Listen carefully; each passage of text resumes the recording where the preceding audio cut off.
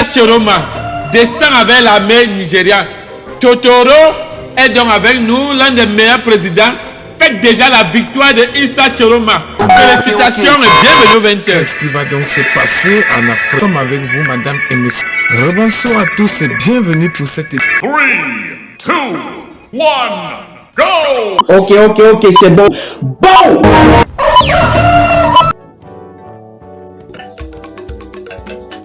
Bonne année!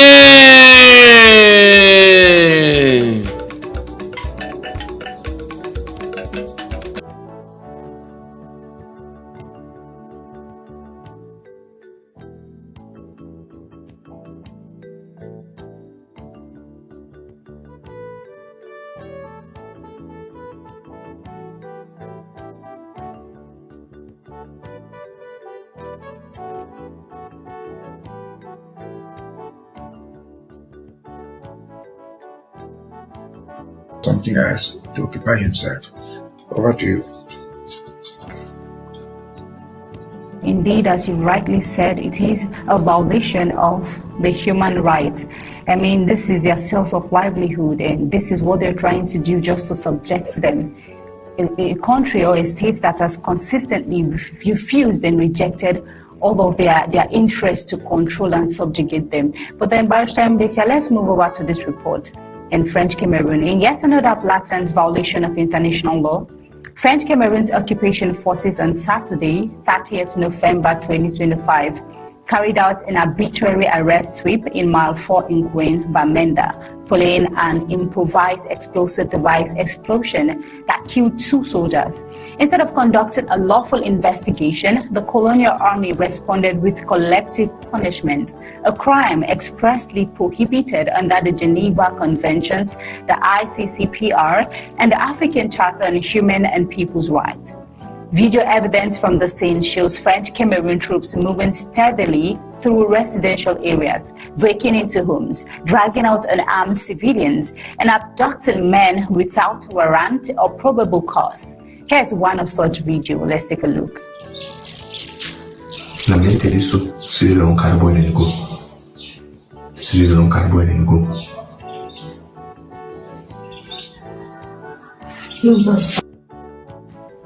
Right there, these operations were executed at night, with soldiers forcing their way into private homes, a hallmark tactic of a regime that has repeatedly weaponized fear to impose control over the people of southern Cameroon.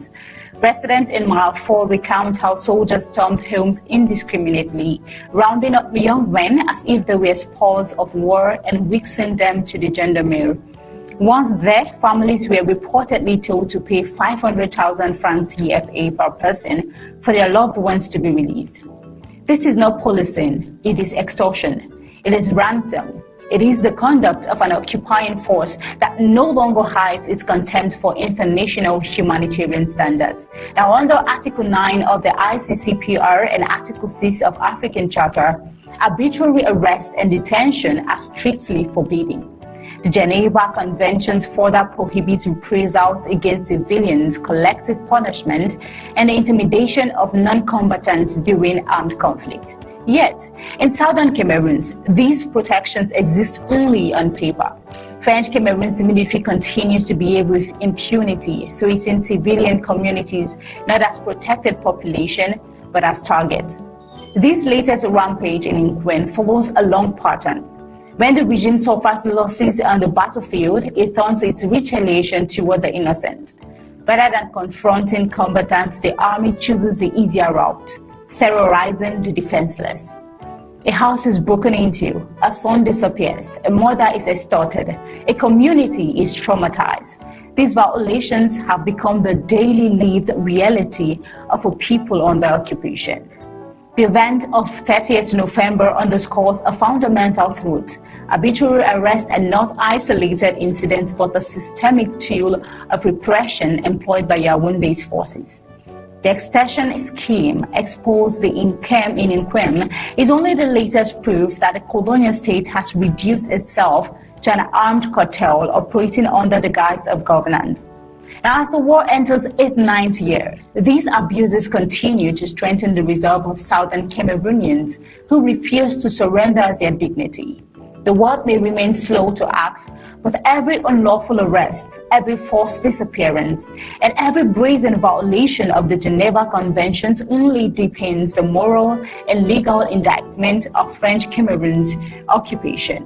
Barrister Biya,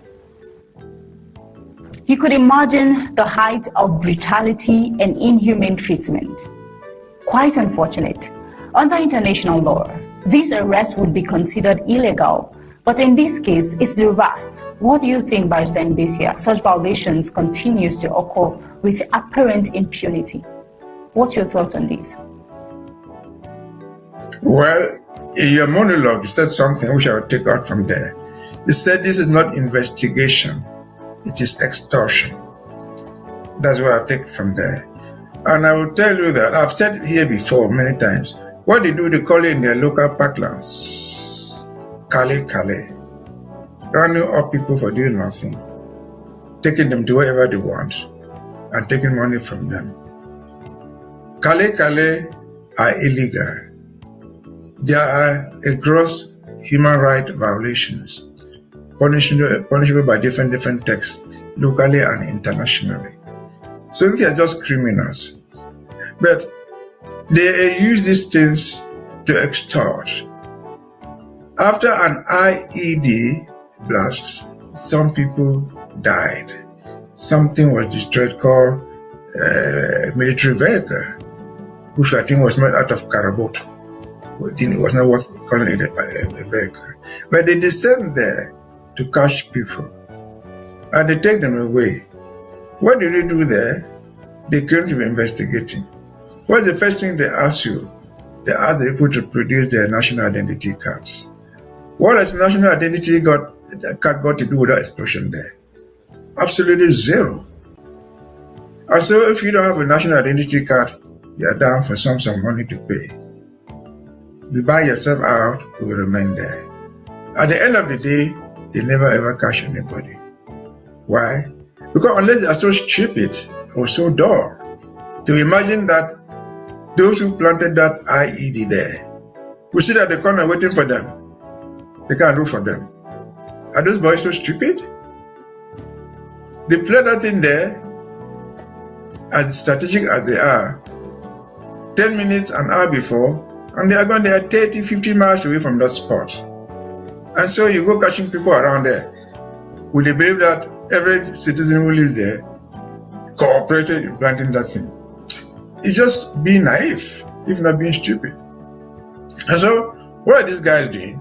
Their goal is not even to catch the criminals, because they might very well by themselves be the criminals. Their goal is to benefit from the situation, extort money from people, rape women who cannot get free if they are detained, do whatever thing they wish to do and go free. Though themselves are criminals, their bosses that command them to do these things are criminals. They are taking instructions illegally and being shared by some people. When the time comes, each and every one of them will bear responsibility for their own acts. I only wish that the careful one amongst the victims, that's the population, are taking note. It is possible, if you can recognize them by their names, put their names down. There will be a time that each of them will call to answer for what they have done. If you lost your money, if they extort money from you, if you can recognize them, put their names down. But even without identifying them individually, collectively they are responsible for what is going on there. As I've said, they might very well by themselves be the one who planted that IED. But they rightly say, I think, the IED was planted by Ambazonian fighters. That is what they deserve. It targeted a military convoy. It destroyed their truck. That's a legitimate target. And they have to suffer those consequences until they leave. They cannot retaliate on that, because we don't have vehicles that they can plant against us. We have nothing. Our boys are going on foot. If they planted that idea, they came on foot, dug the thing and planted it and went away. And so these people are criminals. They pay. They must pay for the occupation, and that's part of the payment. I don't know why their own citizens don't revolt. The parents of those two who are said to have died, what are they dying for? Dying for occupying a foreign territory? Dying for protecting the money, especially from Sonara, that the ordinary citizen in East Cameroon does not even enjoy. The monies come in, the president steals it with his close people, with his wife, with his family, and your children go and die, and you continue to let them go there. It is not a pride at all to any family to have a son, a daughter, to belong to such an army, an outlaw army, an army of terrorists. There's no pride there. If I were you, I would send my child there. For those of them who were there, if I were you, I would withdraw. It's better to go and make a cocoa farm if it is possible, or ride on motorcycle and live, than to venture into territory where your life is taken off. And of course, we are very sure those guys who are even dead, nobody will even compensate them for dying in the war front. Today, to our ASAs, I say congratulations for doing a good job. Keep on the fight, target them properly, be sure you don't fail, get them down until such a time that they recognize that the occupation is becoming impossible to bear. They will pack back, or they will push back. Over to you. That's a great word right there, and encouragement right there to the Amazonian State Army. It's a great one, and we hope that this keeps on, and then we see greater breakthroughs in the coming day. Barrister Biya, we have this report still. In a striking and unsettling twist in French Cameroon's political landscape, the death of political figure Anicet Ikane was officially announced not by a medical authority, not by a government spokesperson, or by a military officer. A political personality dies under questionable circumstances, and it is the military that steps forward to break the news, a detail that deepens concerns and fuels the perception that this was not a natural passing, but a death managed, handled, and delivered by the very forces meant to protect civilians. Observers have called it the height of irony and perhaps even an unintentional confession. When a regime hunts its opponent to the point where their death must be reported by soldiers, the message speaks louder than any official statement ever could. What is even more jarring is the background of Anicet Ikane's ordeal. His detention conditions were described as nothing short of hellish. He spent 40 days in detention, and for the last 3 weeks, he repeatedly cried out that his oxygen extractor, a medically necessary device, had been seized from him by Gendarmerie Colonel Otulo. He was deprived of comfort, deprived of medical support, deprived of dignity, and ultimately deprived of air. In the end, it wasn't a prison sentence, it was a slow, suffocating execution carried out in silence. And the question that lingers is painfully clear. On what legal basis was he detained? By all accounts, none that can stand without and withstand scrutiny. His only crime, according to those close to him, was sponsoring an opposition candidate who won the elections. Now, in the current political climate, defeating the CPDM, even democratically, appears to be treated as an offense punishable by death. These analysts say is also why former Prime Minister Issa Chiroma Bakri, once one of the staunchest defenders of the Biya regime, is now reportedly on the run. The irony is unmistakable. Even those who stood firmly with the regime are not spared when their usefulness fades or when they cross invisible red lines. The case of Anicet Ikane now stands as yet another example cited by critics as proof of the Biya government's increasingly ruthless and deeply authoritarian posture, a regime where political rivalry is treated as a national security threat, where detention replaces dialogue, and where death, sometimes slow and suffocating, becomes the final instrument of intimidation. Barrister Biya, we see that from a legal standpoint, how does a political detainee die in custody like that of Anicet, with a military officer, not a medical judicial authority, being the one to officially announce his death? And this is still considered lawful under Cameroon's own procedures or international standards, Barrister Mbisia. What do you think about this? No, it's not the semantics that matter. Even if his death was announced by the Supreme Court president, which is legal, it would not have changed anything. Anise Ekane has been murdered. What is his crime? He has only one crime: supporting an opposition that won the election. But before Anise, his Remaniement supported Anise, supported Chiroma. They had supported Kamto, leading up to the selection of the candidates. What did they do? The Minister of Territorial Administration committed what we call open daylight armed robbery by breaking into their own site of their own website and changing the information about Remaniement just to disqualify Kamto. They did not imagine that Remaniement would support another candidate. After Kamto was disqualified, they thought that was the end of the journey. Then suddenly came Issa Chiroma, who won the endorsement of Remaniement, led by Anise Ekane, and won the elections. Remember, the elections were on the 12th of October. Before the proclamation of the results officially, a few days before, on the 24th or so, they went and captured him from his house. They knew that his candidate had won. They went and captured him. He went there to the police station to find out about his uncle and or his niece. They arrested him. Within hours, they did everything to him and took him to Yaoundé. If Anise Ekane committed any crime in Douala, what was he doing in Yaoundé? They took him to the murder chamber. That way they killed everybody who opposes them.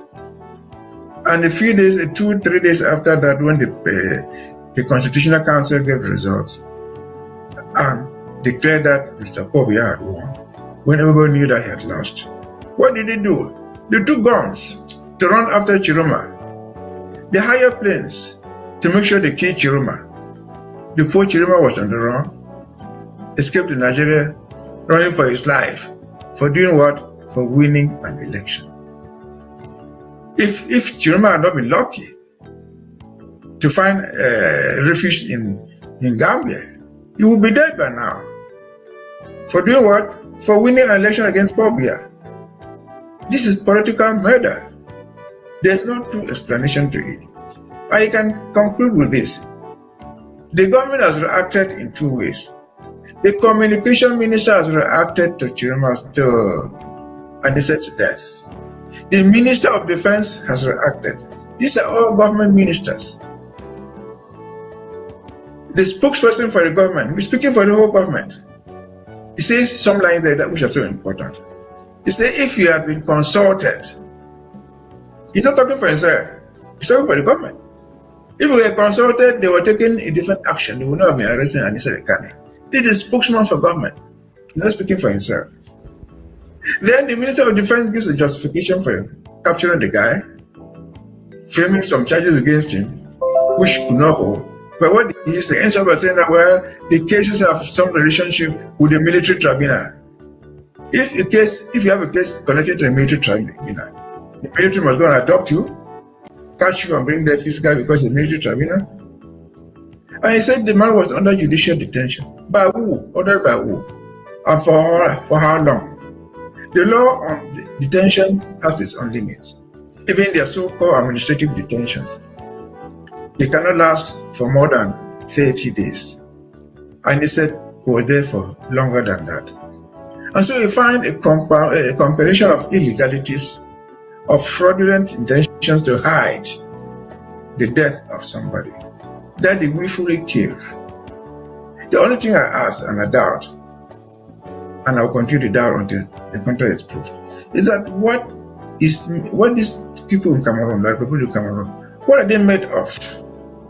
Are they human beings? This is a death that should send everybody to the street. Even if you don't know him, why did Biya agree to have multi-partyism? If you must go down and hunt your opponents, and if you don't get them, you kill them. If you don't suppress them politically, you eliminate them physically. What country is that? What country does that in the world? I don't imagine one. Even people that have overtaken government by coup d'etat, they don't kill the leaders. They try them for alleged crimes. So Anissa Kane was killed. They took him there. The claim was already sick. But there's a principle in law that take your victim as you find him. If you carry a hammer and hit my head and I fell down and died, I'm trying to explain that principle. You cannot excuse yourself that this man had already a very weak skull. His skull was so soft that my one knock killed him. One knock broke his skull, was a soft skull. We killed him. The fact that Anissa Kane was already sick is not a justification for killing him. They killed him. If there's any accountability in the world, I think these people should be held accountable. And good enough, the people who handled him, they are not the lower class soldiers. He's the Minister of Defense defending it. He's the Minister of Information and whatever thing defending it. People at the top level of the government. The Minister of Defense, the whole ministry is attached to the presidency. They call him Minister Delegate at the presidency. So these are people who take direct instructions from their dead boss, Mr. Biya, or from his surviving widow Cmr Biya, or for their cousins, Ngho Ngho, or whatever it is. But if people cannot be angry with this thing, I doubt when they will ever be angry. This is criminal, this is unacceptable, this is wrong. I mean, if a bishop in Yagua said it 6 months ago, that we better take this and give it to a devil, you cannot see what it means now. This is a devilish state. You better take it and throw it in the ocean, if that is the devil, rather than to let these things continue to happen to human beings. We are not part of the people of Cameroon. But Anissa Kane was a human being like you and me. We have to make these commentaries, not because we are part of their system, but because we are part of the human race. Humanity was not meant to be treated in that way. A human being, wherever you are, you have 2 eyes, 2 hands, you have the same thing. No matter whether you're in China, whether in the United States, whether in Cameroon or in Amazonia. This crime is wrong. People must be held accountable, and whoever is involved should be punished, given the adequate punishment. I don't know what you can do to compensate the family of Anissa Kane, but in short, they must be held accountable, the maximum that is possible in the world. Over to you. Indeed, Barrister Biya, there is no justification for this death. And then it was the concern, while there is no uproar, people are not even speaking, there is no commentary. We do say they are scared of the system, or they are tired of speaking and then crying out, and it's still falling into deaf ears. But then we'll definitely get to see the reactions, most probably in the coming days. Now, Barrister Biya, let's head into this report.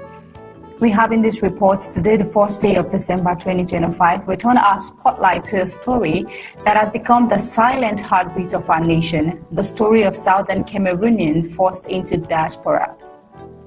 A story of war, displacement, survival, and an unbreakable people holding on to identity even when everything else has been stripped away. 9 years ago in 2016, the conflict that began as peaceful protests escalated into a full-blown armed conflict after the Biya regime declared war on the people of Southern Cameroon's Amazonia. What followed was a humanitarian disaster that has reshaped the lives of millions. Entire communities were uprooted. Families woke up citizens and went to bed refugees. Many Southern Cameroonians lost their homes in a single night. Shelter, livelihood, possessions, all gone without warning. Forced to run with nothing but the clothes on their backs, they crossed borders into Nigeria searching for safety, hope, and a chance to rebuild from scratch. But displacement came with a new kind of suffering. In some parts of southern Cameroon, Biya-backed local figures took advantage of the chaos, selling abandoned homes, taking over people's properties, and stripping refugees of the little they left behind long before they ever had a chance to return. Now today marks 9 years in refugee camps across Nigeria. 9 years of uncertainty, 9 years of survival, and 9 years of people waiting for justice, dignity, and the freedom to return home. The United Nations Human Rights, despite its global mandate, has been unable to fully support the overwhelming needs of these refugees. Let's take a look. Yeah, as you can see today is 1st of December 2025. These are Cameroonian refugees, Southern Cameroonian refugees that they flee away from the war in the Southern Cameroon since 2018. They have been here for close to 9 years now. So many of them have left immaturely because of the insecurity in Nigeria, because of the abandonment of UNHCR Nigeria. They are here today because they don't have water, they don't have good health care, no insecurity, because a lot of people are crying. Even the international community, the United States of America, United Nations, they knew that there is war between the Fulani herdsmen, terrorists, kidnappers, bandits in Nigeria. The refugees in Cameroon, the Saudi Cameroon refugees have been abandoned. These are few of them. Most of them left this morning because of insecurity. Yesterday there was an incident in the neighboring community that some Fulanis were chased by host community. Not to talk about refugees that have been left to secure themselves without any security. This police that was built few months ago have been abandoned without no security personnel. That's the Cmr office. That's the Cmr office that have been abandoned without no health and security personnel. So we are calling on UNHCR International, Geneva, should look into the problem of the abandonment of refugees in Nigeria. Especially the security situation. Because we know that refugees are stainless citizens. This is a heartbreaking situation on ground. As the years pass, resources tighten, the work motion and donor fatigue has become a painful reality. Yet in the middle of that silence, one hand has remained consistently extended, the hand of Ambazonians themselves.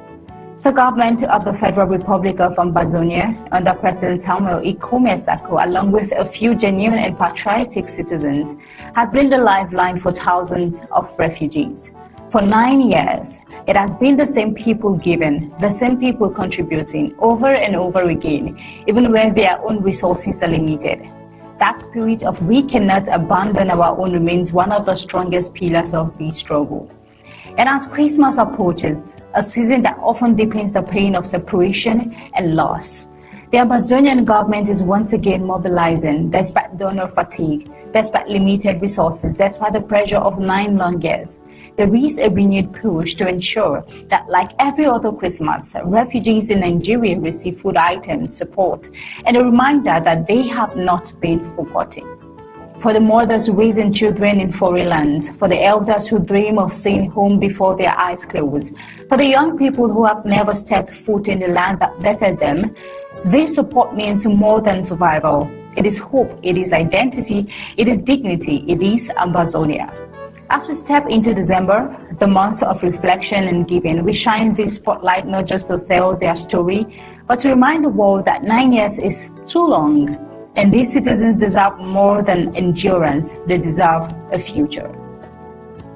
Barrister Biya, as we mark 9 years of our people living in refugee camps, you've just seen that in the video, with donor fatigue setting in and the Amazonian government still struggling to reach every family, what would you say to Ambazonians at home, in the diaspora, and to the wider international community about the kind of support that is urgently needed right now? I mean, it's been 9 solid years to help these refugees survive this Christmas and even beyond.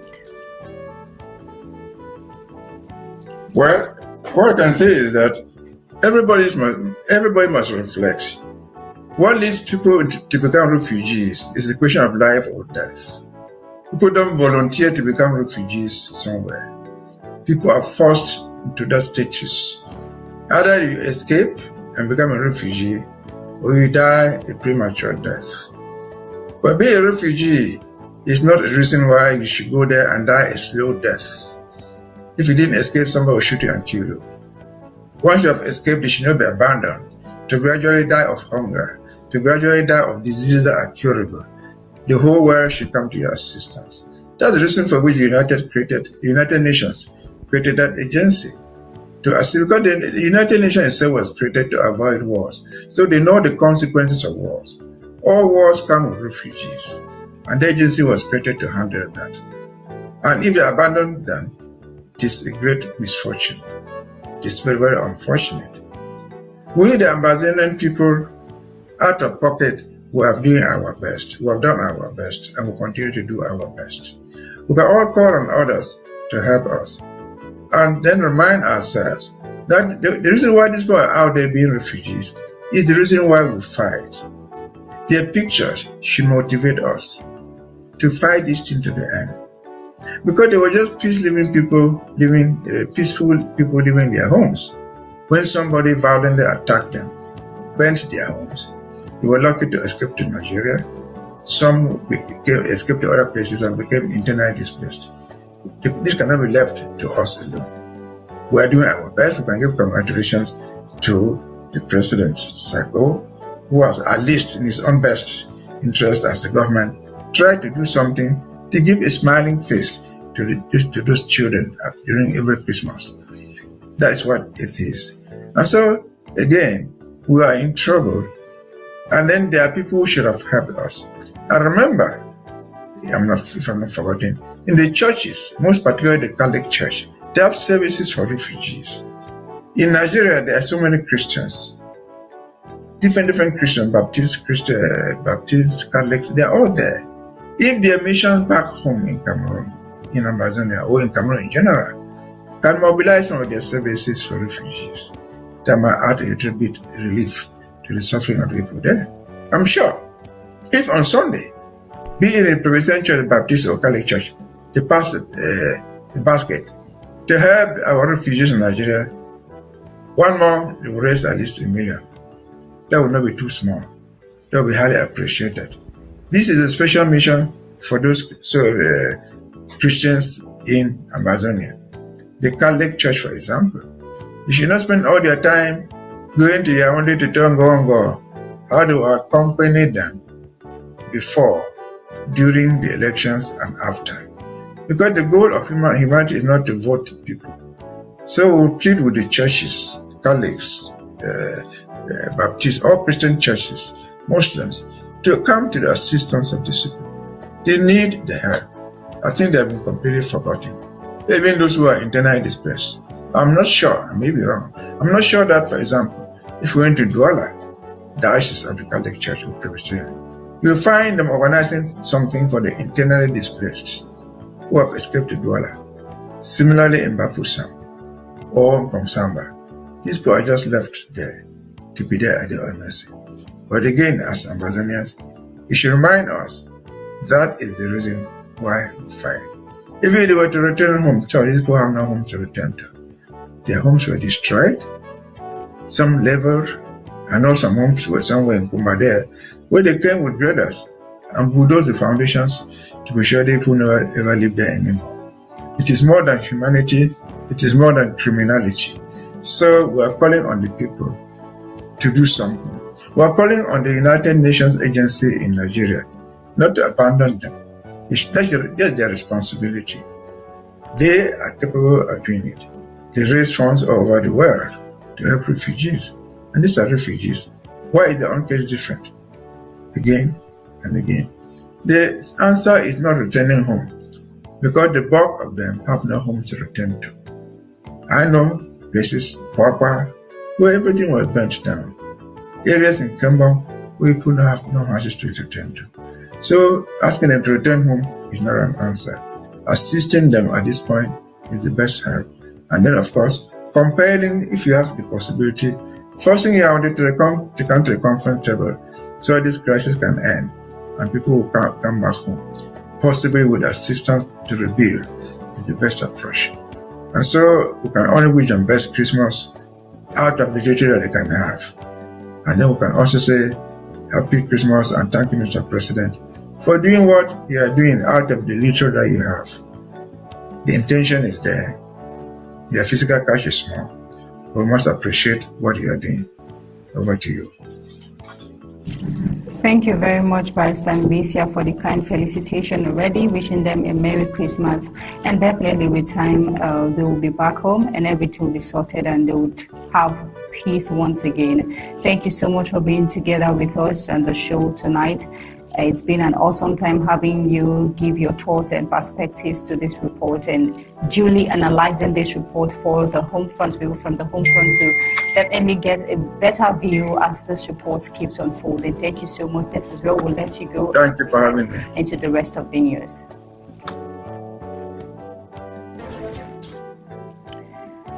Welcome back.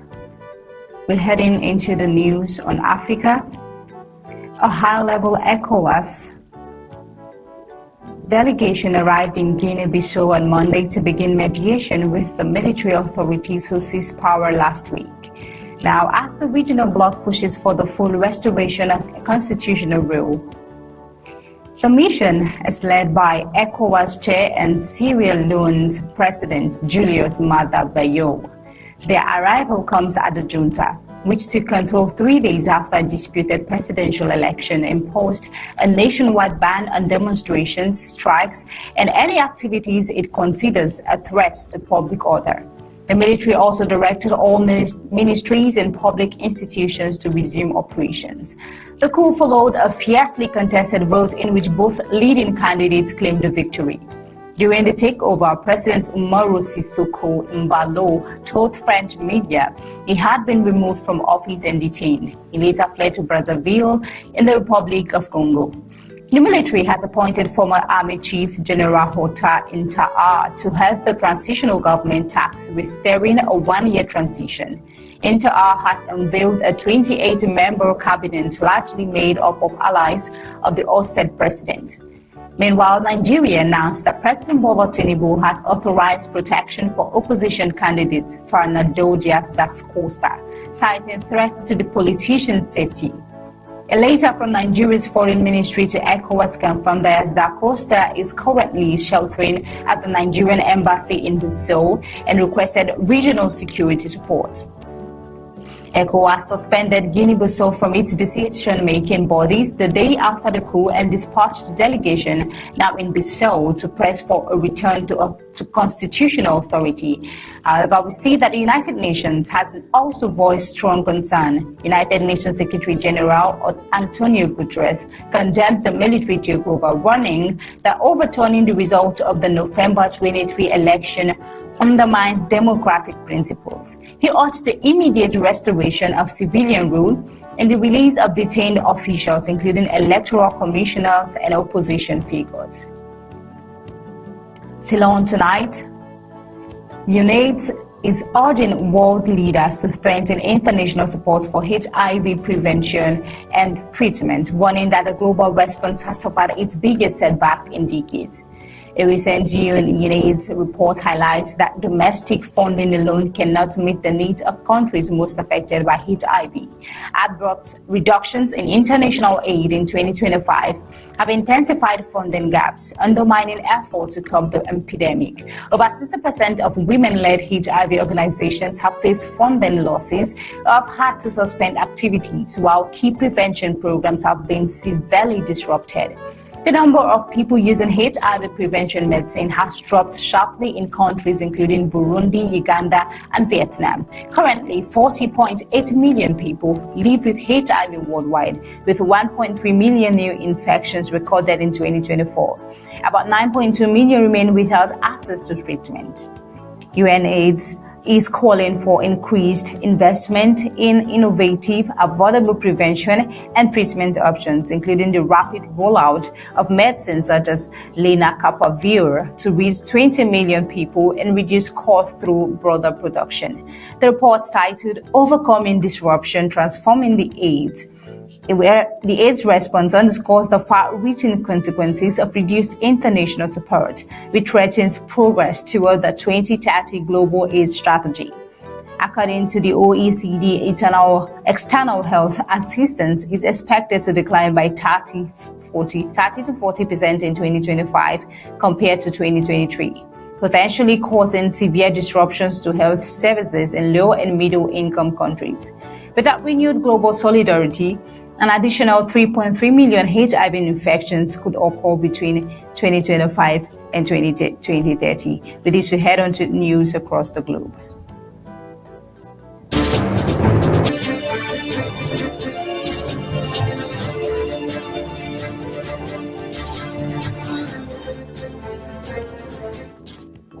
Israeli Prime Minister Benjamin Netanyahu appeared before the Tel Aviv District Court on Monday, marking his first in-person session since formally requesting a presidential pardon in his long-running corruption trial.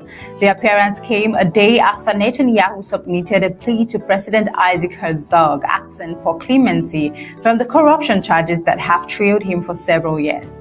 The request has intensified political divisions in Israel, with critics insisting that any potential pardon must be tied to an admission of wrongdoing and a full withdrawal from political life. Monday's hearing proceeded without judicial discussion of the pardon request, according to Israeli media report. Netanyahu has asked the court to cancel his next scheduled appearance, citing diplomatic and security commitment. Judges are expected to review the request. Meanwhile, Prime Minister Benjamin Netanyahu has frequently attempted to delay, shorten, or reschedule hearings since the trial opened on May 24, 2020, often citing travel requirements, security considerations, or the ongoing military campaign in the Gaza Strip. The Israeli leader is on trial in 3 separate corruption cases, making him the first sitting prime minister in the country's history to serve as a criminal defendant. He denies all allegations. Beyond the domestic charges, Netanyahu also faces international legal pressure. In November 2024, the International Criminal Court issued arrest warrant for him and former Defense Minister Yoav Gallant on accusations of war crimes and crimes against humanity linked to Israel's military operations in Gaza. More than 70,000 Palestinians, predominantly women and children, have been killed since the conflict escalated in October 2023. According to humanitarian agencies. Still on tonight, European leaders close ranks behind Ukraine as Trump envoy heads to Moscow. European leaders moved on Monday to reaffirm their support for Ukraine as Washington and Kyiv continued efforts to revise a controversial U.S. peace proposal initially reviewed as favorable to Russia. The push came as United States President Donald Trump's special envoy Steve Witkoff traveled to Moscow to brief the Kremlin on recent negotiations. Ukrainian President Volodymyr Zelensky met French President Emmanuel Macron in Paris, where both leaders joined a call with counterparts from Britain, Germany, Italy, Poland, and the European Union to coordinate positions on the stalled peace process. At a joint press appearance, Zelensky outlined Kyiv's core demands: safeguarding Ukrainian sovereignty, securing firm international security guarantees, and resolving territorial issues that remain the most difficult part of the talks. He appealed to Western governments to ensure Russia does not benefit from its invasion and said he expects to engage directly with Trump after Witkoff's Moscow's discussions. Meanwhile, Macron stressed that decisions about Ukraine's territory must rest solely with Kyiv as negotiations evolve. Zelensky signaled that Ukrainian and U.S. negotiators have not finalized changes to the 28-point U.S. proposal despite 2 rounds of discussions. The original draft required Ukraine to surrender more territory than Russia currently holds, reduce the size of its military, abandon its ambition to join NATO, and prohibit Western troop deployment. These terms, Kyiv and European partners argue, would leave the country dangerously exposed. The latest talks were held on Sunday at a Florida resort owned by Witkoff. Afterward, U.S. Secretary of State Marco Rubio described progress as incremental but stressed that sensitive issues remained unresolved. He indicated that further movement would depend on Russia's reaction during Witkoff's Moscow's meetings. The diplomatic push comes at a moment of heightened pressure for Ukraine. Its forces are losing ground on the Eastern Front, and the government is grappling with its most serious wartime corruption scandal. Zelensky's chief of staff, who had led Kyiv's Kyiv's negotiating team resigned after investigators searched his home, and 2 ministers have been dismissed in related investigations. President Donald Trump, who has pledged to swiftly end the conflict, has voiced impatience over the slow pace of a potential deal and pointed to Ukraine's internal challenges as an obstacle. Now on the battlefield, Russia continues to advance slowly across the 1,200-kilometer front. A missile strike on the central city of Dnipro on Monday killed at least 4 people and injured 40, according to local officials. The attack hit car repair shops, leaving multiple workers wounded by debris. Russia also claimed control of the settlement of Klinov in the next region, though the situation could not be independently verified. Moscow maintains it is close to capturing Pokrovsk, which would mark its most significant gain in nearly 2 years. Meanwhile, nightly long-range strikes continue to hit Ukrainian energy infrastructure, leaving cities cold and dark as winter sets in. Ukraine has responded with its own long-range attacks targeting Russian oil facilities and tankers in the Black Sea. The Kremlin condemned Monday strikes on an oil export terminal connected to Kazakhstan's pipeline system. That's the news coming up from the home front. With that, we come to the end of Undaunted, bringing into the news Untold Stories. But before we go, a recap of our major headlines.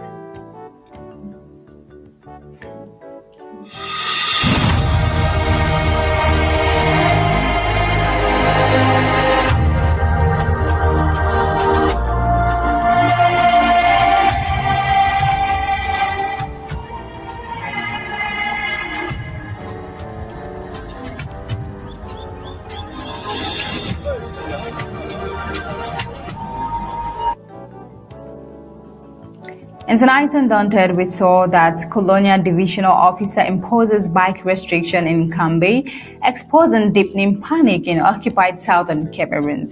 Also tonight, we took a look at French Cameroon soldiers launch illegal arrest sweep in Inquen after improvised explosive device blast extorting families for ransom. Biya regime under fire after detained opposition figure Aniset Ikane dies under suspicious conditions. Also tonight, we took a look at 9 years in exile. Amazonian refugees mark another December far from home. And also tonight on news from the African scene, ECOWAS leaders arrive in Guinea-Bissau for talks after post-election coup. And from news across the globe, we took a look at Netanyahu, who appears in court for first time since seeking presidential pardon. And that is all on Undaunted tonight, bringing into the news Untold Stories. On behalf of the entire Undaunted newsroom, we say thank you for joining. We'll leave you with ABC Amber TV images. Good night and God bless you.